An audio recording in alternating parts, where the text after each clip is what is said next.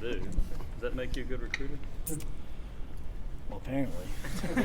No, I think being young is always good to be able to relate to people, but more than anything, I think it's about building relationships and, identifying with people. And, I've lived in so many different places. It's really helped me out to, understand different people, and it's been good for me. So that's what I attribute it to. How long have you felt like you had a chance to be a good recruiter? I never thought about it.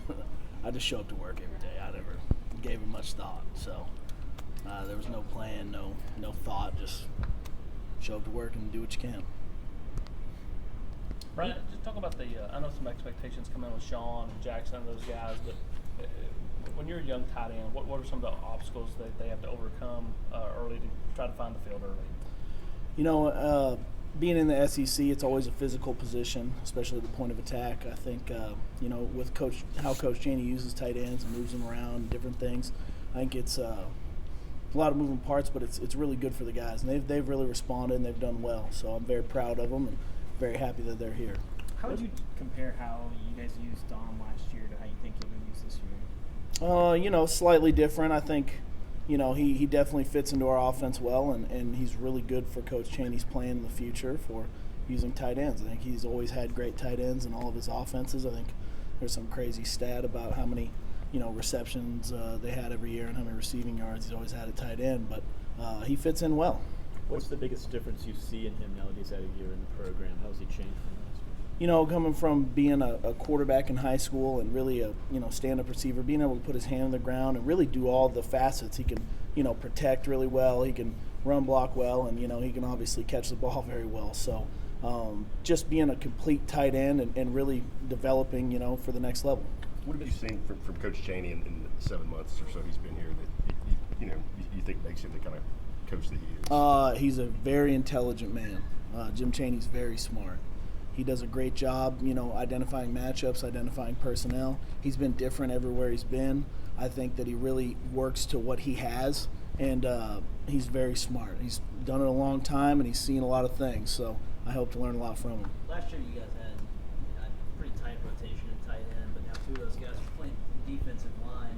How many guys do you hope to kind of be involved in that unit on a game-to-game basis this year? You always want to get a rotation going, and that'll all be game plan specific, so it all depends. But, yes, we'd like to have a rotation at tight end. You guys have had several guys that have been predominantly blockers in the past. How important is it to have guys that are both a threat in the pass game and blocking so you're not as predictable in personnel? Well, I think for us at tight end, we always want to be, a threat to catch the ball. So we always focus on being able to do both things. So that's important, obviously, so you don't give away personnel in a game plan. But we think we're moving towards that, and we're doing a good job. You feel those freshmen have the potential to be two-way type of guys like that? Yeah, I have 3 guys I got at freshmen, tight ends for us. I mean, they do a good job, I think. Obviously Sean and Jackson and Hunter Salmon, and, all 3 of those guys do a good job, along with Andrew Craig and, everybody else. So, Warren, everybody. So. It looks like Jacob has really added some bulk. I mean, he's still not the most physical guy, but how far has he progressed in being able to hold up that way? He's made some really good strides since he got here. Coach Pruitt, when he signed him, had a plan for him to gain the amount of weight, and Jacob's done everything we've asked him to do. When you were recruiting Henry To'o, what was your response when you found out that he broke his leg and then played in the state championship game? He broke his foot, actually, and he played in the first half, and he played through a lot of pain. He's a great kid. He's a great competitor. He's extremely tough. He's got great family values. I think all of that contributes to him being such a phenomenal athlete, with the guidance of his parents. How impressive was it to see what he did in that first half with a broken foot? He did a pretty good job. I mean, I know you're in a lot of pain with the injury he had, so it was impressive. When you're working on Dom as a blocker, what kinds of things have you emphasized with him over the last year? You always talk about hand placement, second foot in the ground. I think everybody in the tight end position, we always talk about alignment, assignment, eyes, and then your first step, which is most important, and then your finish. So those things. You talked about traveling all over the place and kind of learning to relate to people through that. Is there a specific stop along the way that you feel like resonated the most with you, where you learned the most? Probably when I went to school at Butte Junior College. I lived in a literally a 4-bedroom apartment with like 10 dudes. It was pretty funny. So It was I had a lot of close friends, and you get really close after that. A lot of camaraderie and stuff like that. So that's probably it. What would you say you learned from having all those guys crammed in one place?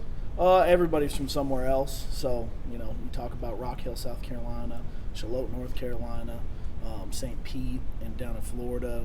Seattle, Washington. We're all so different, but we're all such good friends.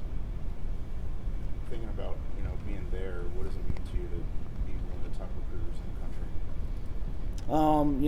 To be honest, I never really think about it. I just show up every day. You coach your position. You do everything you can to, get the program better and leave it better than you found it. So I think for every day we just work on it.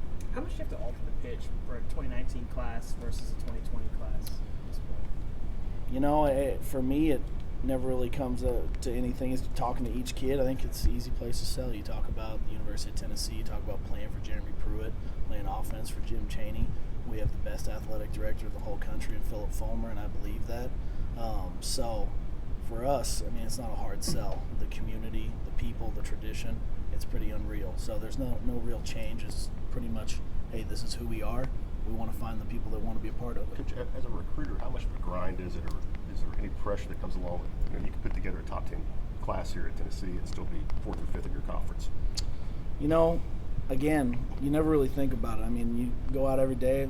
Today I got in early this morning. We worked on our tapes to get everything ready and show the guys what mistakes we made yesterday and good things I did yesterday. So for me, it's you just go each and every single day, take it one day at a time. When the season starts, what is the daily routine like for you in terms of dividing your responsibilities with the tight ends coach and recruiter? Obviously the majority of it is being on a tight ends coach and getting the guys ready to play, because most importantly, you want to play good that weekend. And, obviously you take the time for your top guys and you sit there and you recruit some dudes. But for us, getting our guys ready to play is the most important thing, because at the end of the day, if you're not getting those guys ready to play when the new recruits come in, you're spending all your time with somebody else. It doesn't really matter. How much more comfortable do you feel kind of in this role as the on-field tight ends coach? You had so much experience previously coaching defense, but kind of being the tight ends coach in Tennessee in year 2 now. A lot. Obviously, I played some tight end in college and then coached receivers at a Division III school. But I think I've felt a lot more comfortable this year. I think going into it and like I tell anybody, everybody says, this and that, but everything's learned from somebody. You learn a lot going through this first year. You really do well in the second year. Does it help when you're talking to prospects that you've been on both sides of the ball? It's easier to relate to any kid out there? I'm sure, you can talk about a variety of topics with, either side of the ball. Having a really good knowledge of the defense helps me as a position coach on offense, because you really understand what they're trying to get, accomplished over there. Brian, Tennessee had a role in recruiting West Coast kids routinely. I know you try to make an imprint out there.